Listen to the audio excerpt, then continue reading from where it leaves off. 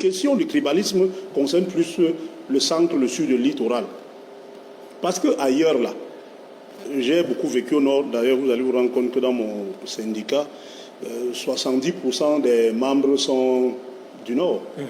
Et si tel était le cas, ils n'auraient jamais voté vice-président. Donc, les questions de tribalisme se posent quand on commence à discuter quelque chose. Ouais. Tant qu'on ne discute rien, nous n'avons aucun problème de tribalisme. Ouais. Ainsi donc, tout ce que les aînés de ce plateau ont dit en matière de partage, je suis tout à fait d'accord avec cela. Pourquoi? Parce qu'il se trouve qu'à force de stigmatiser, on se retrouve avec l'élite Ekan qui ne rend plus service au peuple Ekan. Qui, quand il vous couvre, vous le petit, moi je parle de manière claire. Quand je tombe sur un ministre de ma tribu, j'ai 10 000 fois plus de problèmes que je tombe sur un ministre d'une autre tribu. Parce qu'on lui a dit que si tu rends service à Mbida, tu es en train de faire le tribalisme. Cette manière de stigmatiser a entraîné d'autres réalités que nous devons également combattre.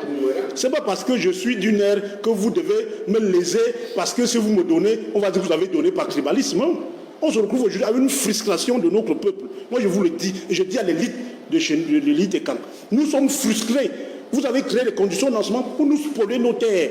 Parce que c'est vous qui avez créé ces conditions-là. Deuxièmement, vous nous avez spolié les petits avantages qu'on pouvait avoir parce qu'il faut faire des équilibres toujours à nos dépens. Il ne faut pas qu'on se mente. Cette histoire de tribalisme est contre notre peuple.